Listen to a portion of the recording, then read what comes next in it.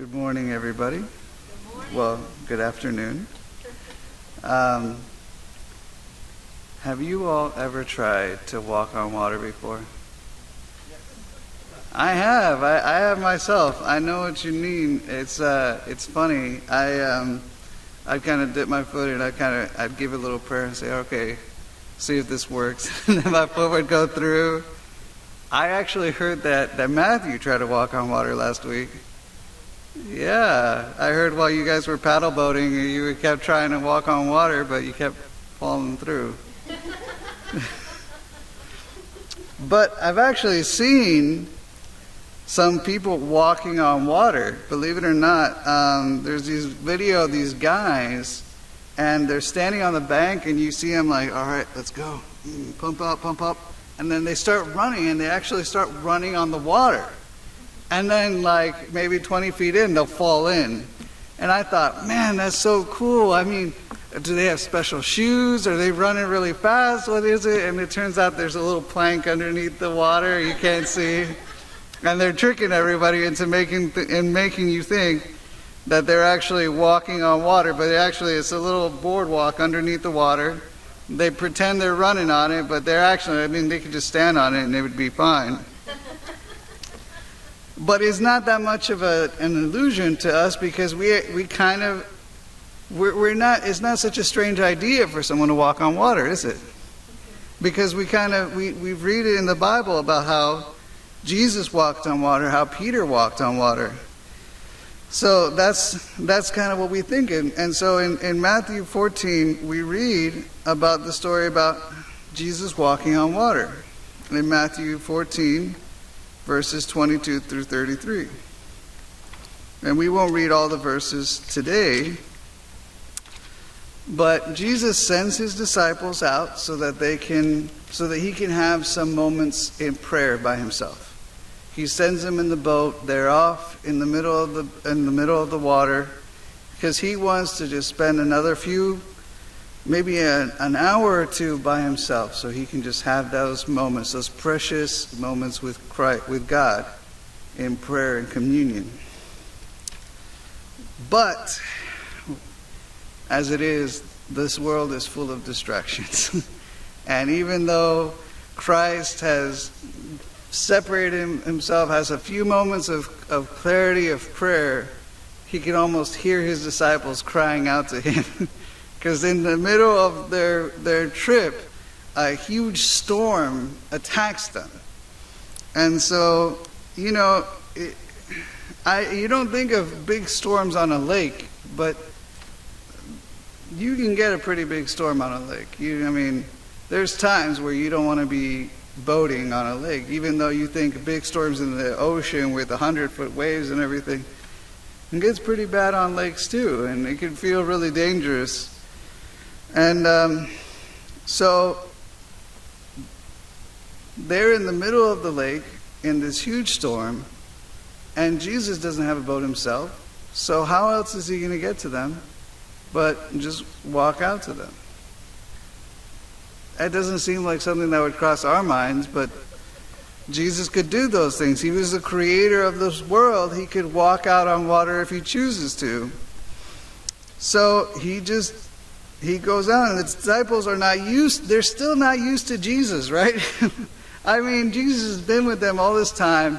He does incredible things on a day-to-day basis, and they're still not used to him, because every time he does something like this, they're like, whoa, I can't believe you just did this. It's like, how long have you been hanging out with Jesus? Don't you realize this is the kind of God Jesus is? He can do things that normal people can't. You just come to expect it. But they're not used to it, and they get really scared. Immediately they think ghost. And Jesus reassures them in the midst of the storm. The waves are going, and thunder and lightning, and they think this ghost is coming to attack them. And Jesus assures them in the midst of this. And Peter makes a strange request. Let's read it in verse 28. We'll read 28 through 30. And Peter answered him, Lord, if it is you, command me to come to you on the water. He said, come. So Peter got out of the boat and walked on the water and came to Jesus. But when he saw the winds, he was afraid and began to sink. He cried out, "Lord, save me." Jesus immediately reached out his hand and took hold of him, saying, "O you of little faith, why did you doubt?" Why would Peter want to walk out in the water in the middle of a storm? If I'm in the boat and I see Jesus walking to me on the water, what's the first thing that's going to come to my mind is, all right, now get in the boat and let's get out of here, right? Why is Peter's first thought, which, by the way, 2 seconds ago, he thinks this is a ghost. He thinks this is a ghost coming to attack him. To me, that looks like a ghost trap, right? Like, oh, I'm Jesus. Oh, yeah, you're Jesus? Okay, well, what do you want me to do? Come out to me, you know? Let's swim a little bit. I mean, he's just, as soon as Jesus says, "I'm Jesus," in the middle of the storm, in the middle of everything, Peter wants to go out and walk on water. Why? I mean, it's cool, right? I mean, if I had the chance, I would do it, but why? Why would you do it? Why then? Why there? Why would he want to go on and walk on the water? It was because Peter was a disciple. Simple. He was a disciple. In the Bible, the word disciple or disciples is used to talk about the people of God 273 times. And the word Christian is used to describe the same people 3 times. 3 times versus 273 times. We are called by Christ to be disciples. We're not called to be anything but disciples for God.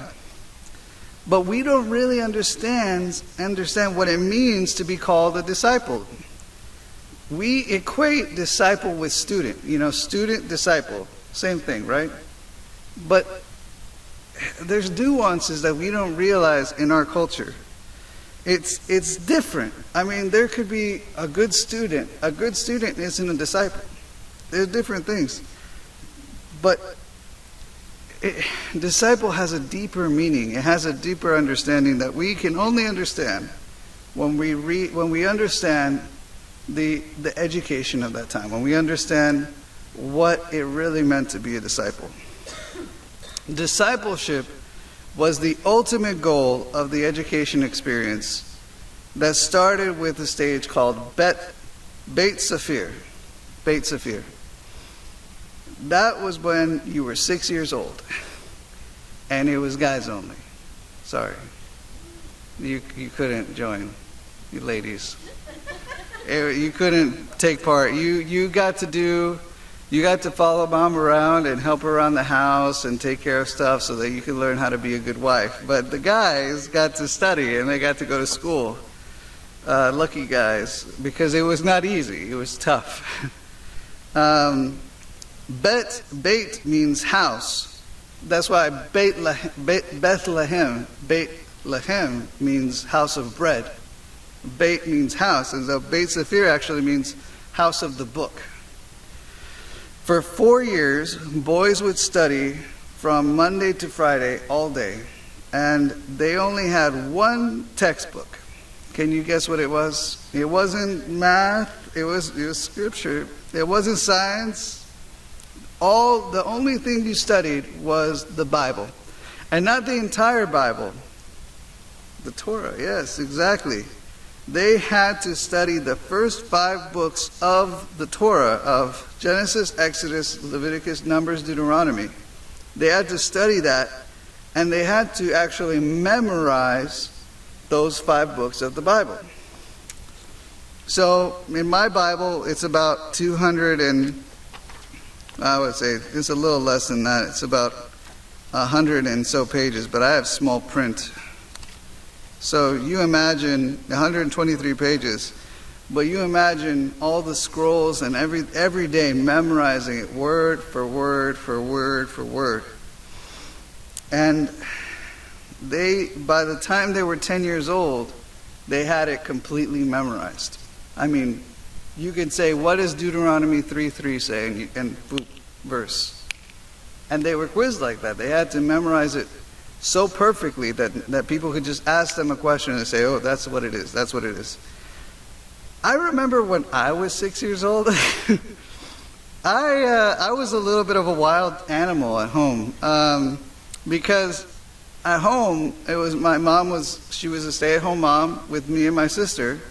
And so I mean, she was really good about, pushing me to do things, but I got to do whatever I wanted, basically. If I wanted to put my shoes on, take my shoes off, whatever I wanted to do, go play outside, play inside.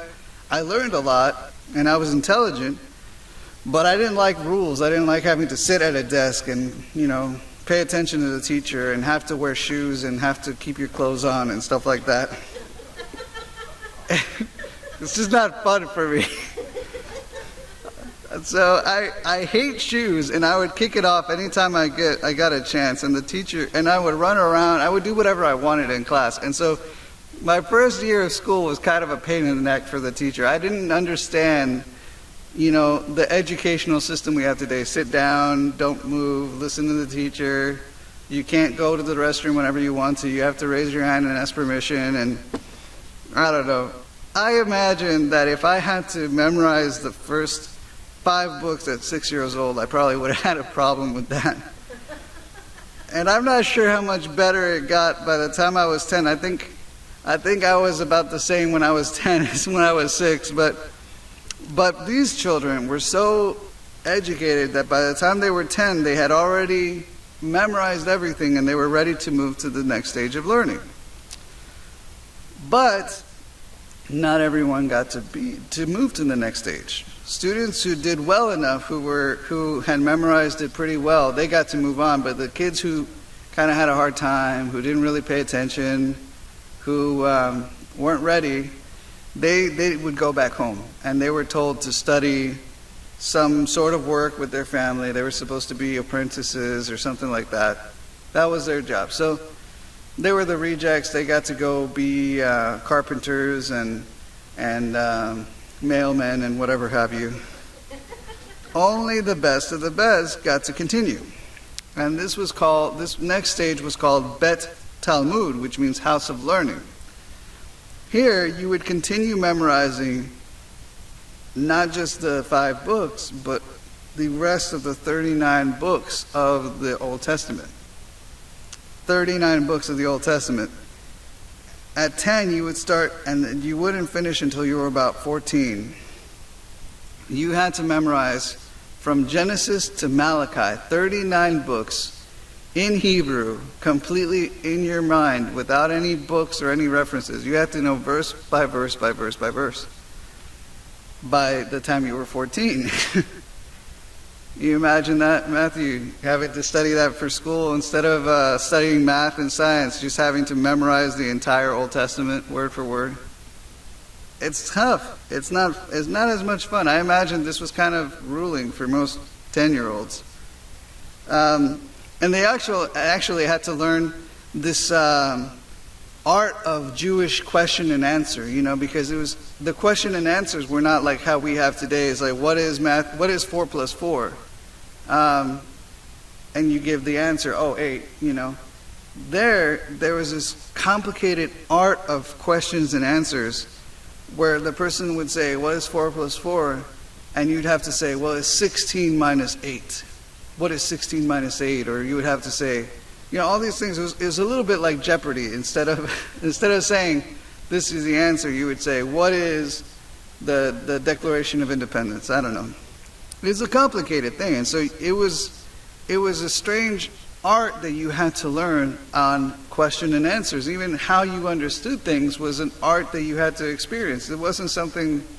They were very meticulous. And so these 14-year-olds would almost be geniuses. They'd have the entire Old Testament memorized, and they'd be really high intellectuals by the time they were 14, because they had this way of speaking that was foreign to everyone who was a fisherman and who was anything else. It was completely weird to them because they had this different way of speaking. It was this different way of thinking, and they were high intellectuals. And those were the people who would move on. By the end of the stage in learning came this stage called Bet Midrash. Bet Midrash means house of study. And at 14, the best of the best would go and present themselves to rabbis. These rabbis were the superstars. They were the rock stars. They were the athletes. They were the best of the best in the society. They were coveted by everybody. Everyone wanted to be a rabbi when they grew up, because only the best of the best of the best of the best could be rabbis. So they really were, their whole entire existence was dedicated to becoming a rabbi.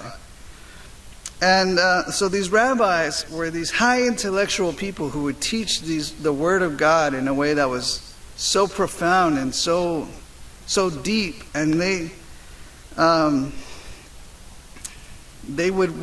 all they wanted in their life was to become a disciple.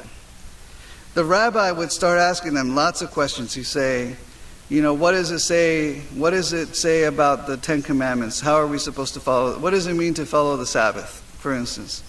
And if the disciple would say, it means let's kick back our feet and relax. It's a day off. He'd be like, all right, well, you go home. You go home. You don't understand what it means. And the disciple would say, it's a day to remember our slavery and how we have freedom in God and how God rescues us from the slavery of work and we are free to worship Him.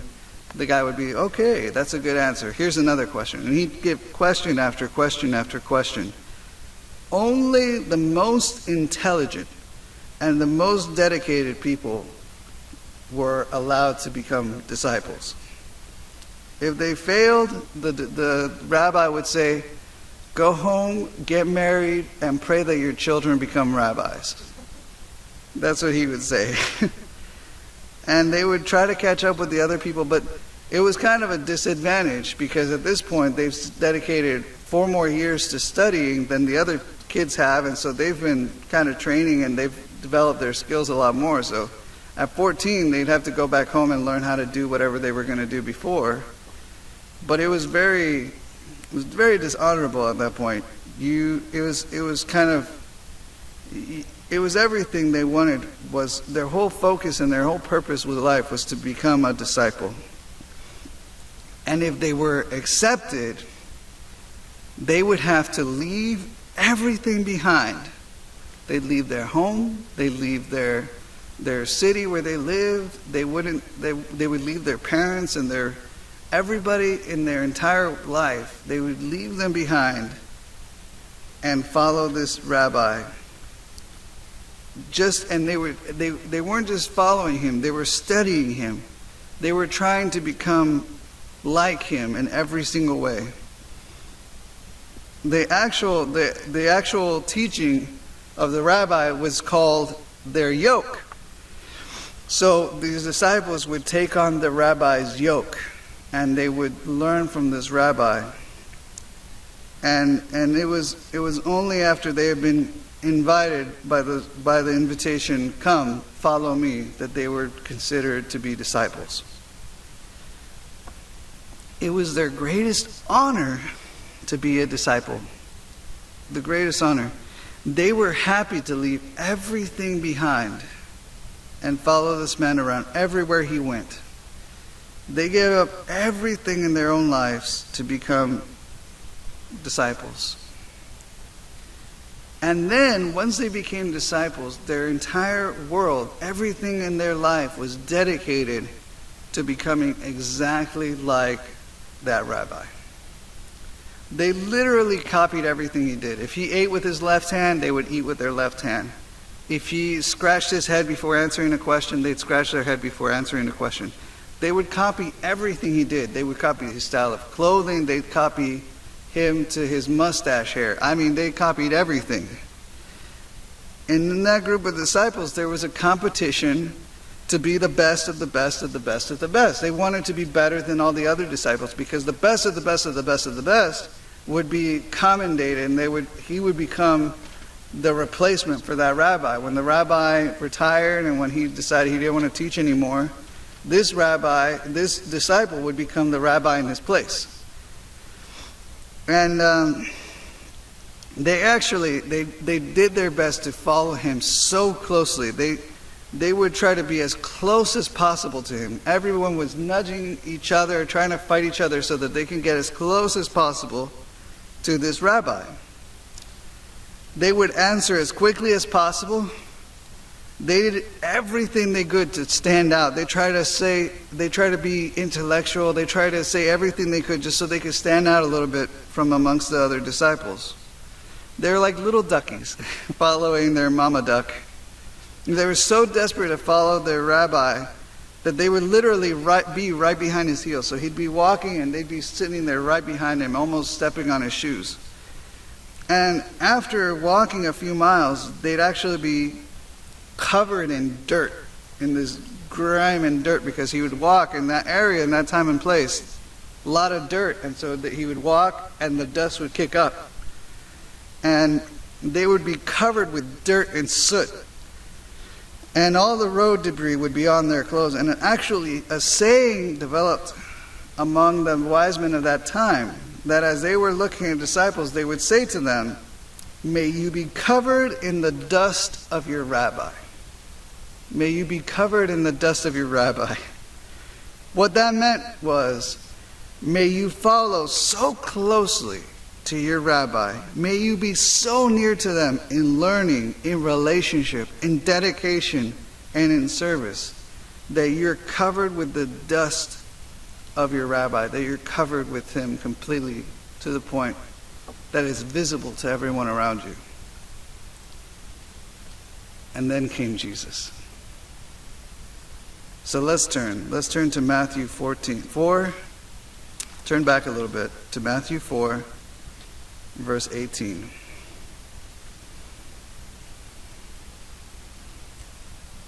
And we'll just read that verse, and we'll take a pause, and we'll read the rest of them. So Matthew 4:18. Say amen when you have it. Amen, amen. A few amens. While walking by the Sea of Galilee, he saw two brothers, Simon, who is called Peter, and Andrew his brother, casting a net into the sea, for they were fishermen. Okay, let's pause. What does that mean? If they're fishermen, it means they failed the test, right? They're not good enough. They weren't the smartest or the best. They failed the test to follow a rabbi.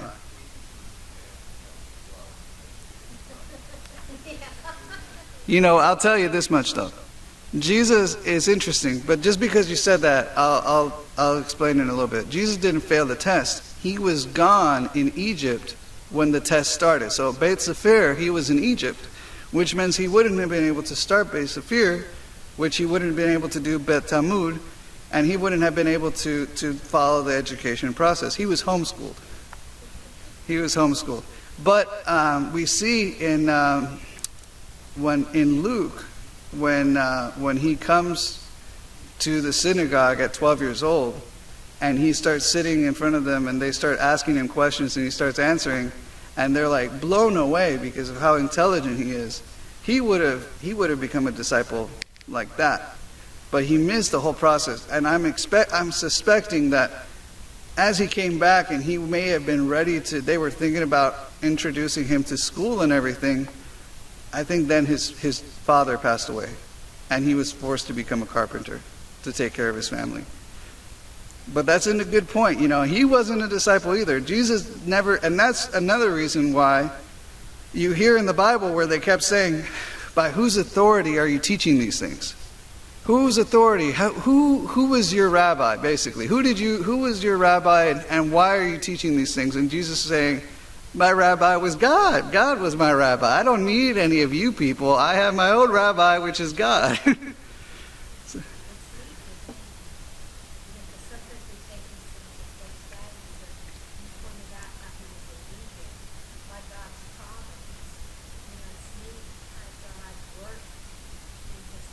Mhm. And here's another point. Why didn't Jesus choose students who had been in that school? It was because at that point, the education system was so much about the rules, about the rules, about the rules, that it stopped being about relationship with God, and it started being about commandments. It stopped being about actually serving God, and it started being about making sure that you follow the rules. And so people who had gone through the process were kind of ruined for Jesus because Jesus couldn't teach them.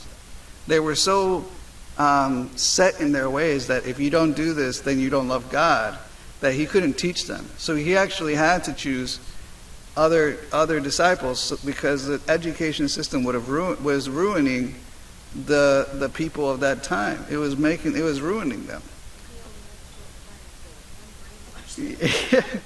So he had to but more than that, Jesus is amazing at taking us from where we are and transforming us. He doesn't need us to be, we don't have to be at a certain level for God to accept us. Jesus says, I call you, and then I'm going to transform you. I'm going to make you capable of following me at that capacity.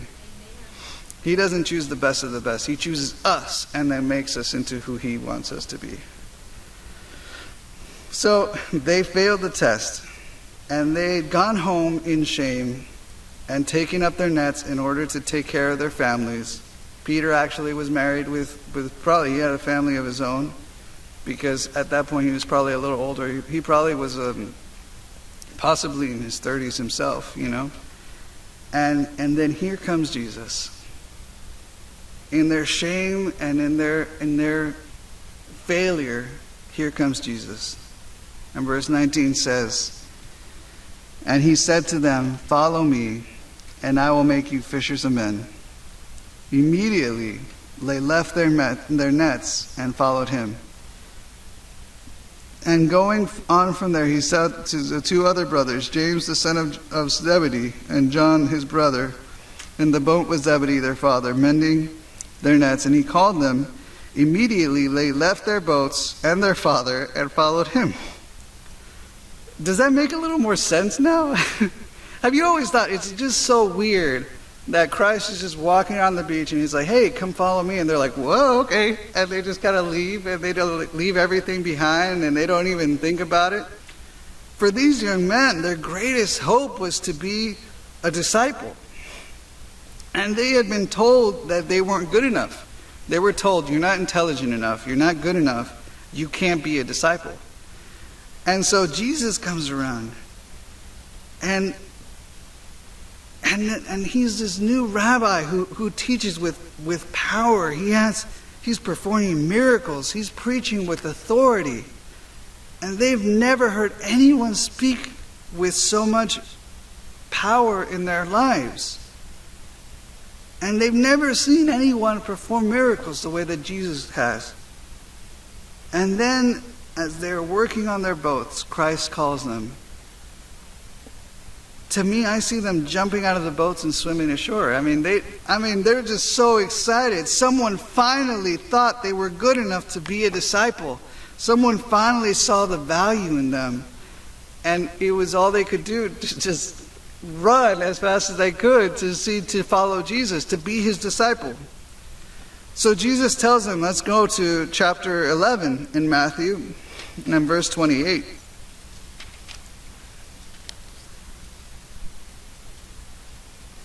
And he says, come to me, all who labor and are heavy laden, and I will give you rest.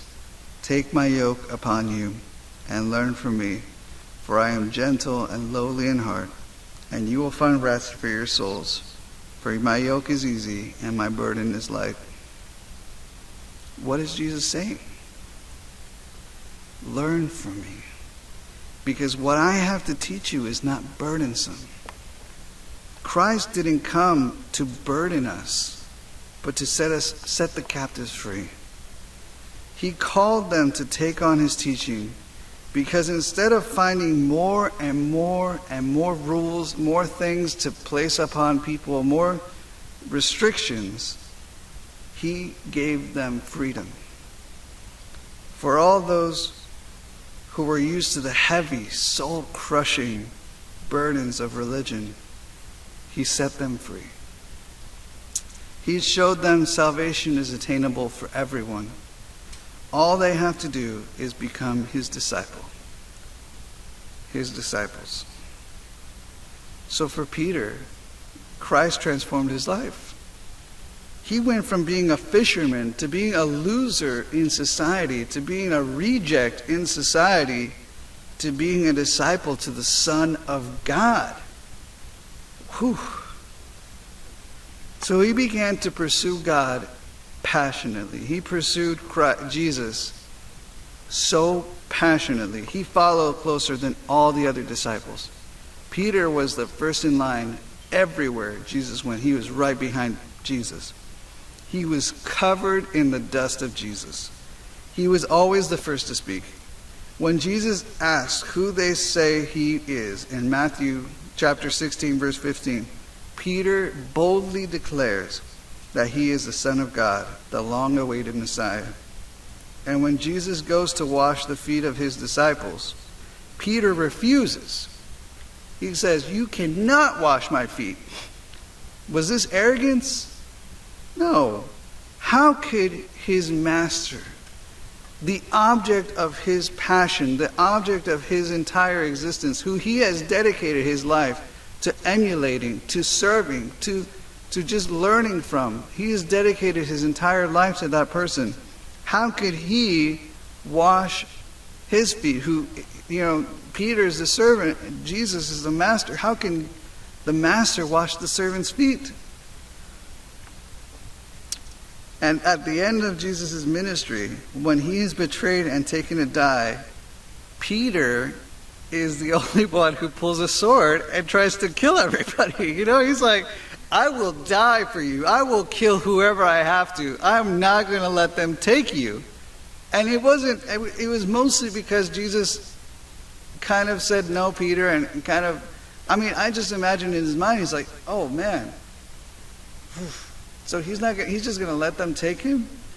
And it just kind of set him spiraling from that point. But he was, when they first came, he chopped someone's ear off. He was swinging. He wasn't aiming. He was just going at it, trying to see who he could get. Because there was no length that Peter wouldn't go in order to serve his master. I pray that I could be as great of a disciple as Peter was. With all his deficiencies, Peter had a passion and had a dedication to Christ that I hope that all of us will find in our own walk with God. So when Christ is walking on the water in the middle of the storm, Peter has to follow his master. He wants to be identical to Jesus in every way. So if Jesus is walking on the water, Peter's going to walk on the water. With all boldness, Peter steps out of the boat and onto the water. He takes a few steps and finds that he's actually walking on water. It's amazing. He's just on fire. He's so excited. And then his face starts to waver because he sees the storms around him and everything is starting to shake him. And he starts to think, how can I do what Christ is doing? How can I do what Jesus is doing? He looks back at his disciples in the boat and he sees their fear and he starts to sink. He cries out to Christ and Jesus rescues Peter. In verse 31 of the chapter 14, where we were originally, verse 31, Jesus immediately reached out his hand and took hold of him, saying, "O you of little faith, why do you doubt?" What a shame. Peter is out walking on water and he loses faith. But where does his faith waver? Does Peter lose faith in Jesus? Jesus never sinks. Jesus never dips. He never goes down. Is it something else? Did Peter, filled with his own insecurities, start to doubt himself? Who was Peter? Before he met Christ, he was not good enough. He wasn't able to make the cut. He wasn't smart enough. He wasn't bold enough. He wasn't good enough. He was a reject. His job was to fish. And then he met Jesus. And God called him.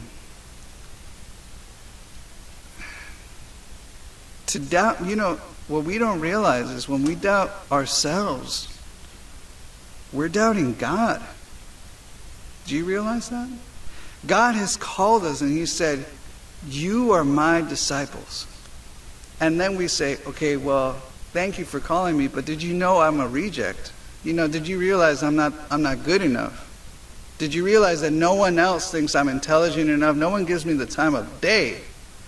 Did you realize that?" And God's like, "I called you. I'm the one that's transforming your life. To lose faith in me is to lose faith in God."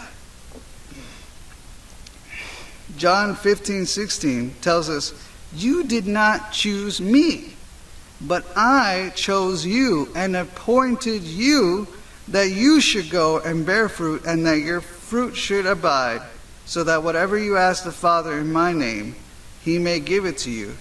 Did we choose Jesus? Jesus chose us to be disciples. We didn't have to seek after Jesus. We didn't have to say, "Lord, am I good enough to follow you? Am I perfect enough? Am I smart enough? Lord, can I please follow you?" Jesus came after us and said, "I want you to be my disciple. I want you to be one of my disciples." Jesus chose us. He saw us and he saw our potential. And even though we're not the best of the best, even though we're not the smartest or the quickest or the best at anything, Christ chose us. He calls us to follow him. His yoke is easy and his burden is light. He offers us freedom from the sins that bind us and crushes us. All he asks from us is that we become his disciples and in turn help disciple other people. This means that we have to leave everything in the world behind us to follow him. It means that Christ becomes our focus and our dedication. It means that we will need to sit at his feet. It means that we must be dedicated to learning all we can from him. It means that we must try to copy him in every single level. We must copy his love for people. We must copy his compassion for the outcasts of society. We must copy his focus, his purpose. What was Christ's purpose? Do you all remember that? Luke 19:10. Christ's purpose is seeking and saving the lost. If we're his disciples, what's our purpose? Amen. We must copy his passion for the scripture and for prayer. We must copy him in every single way. We must become true disciples that dedicate our entire lives to becoming like him in every single aspect of our lives. We must never stop asking ourselves, what would Jesus do? That was really popular in the 80s. But I think people stopped wearing those bracelets, those things that say, what would Jesus do? Because they had to start asking themselves, what would Jesus do? And they realized that that's not a good question to ask yourself when you're doing the things you know he wouldn't be doing, right? So it's like, well, I don't want to have to ask myself when I'm going to the movies, what would Jesus do? Because then I'm not going to watch the thing that I want to watch. I'll end up watching something, nature documentary or something like that. I don't want to do that, so I'm going to take this bracelet off. But can you imagine how our lives would be transformed if we asked ourselves every day when we woke up, what would Jesus be doing today? How would Jesus live his life today? How would Jesus be speaking to this person who I'm mad at and they're grinding on my nerves, but I'm going to speak to them the way Jesus would speak to them? I pray that we become more than just followers of Christ, but that we become disciples that are dedicated ourselves to making more disciples. And I pray that you follow Christ so closely, so passionately, that the dust of Jesus covers you completely. And that every person that you meet knows that you are a disciple of God because you covered in the dust of Jesus and you love the way that Jesus loves.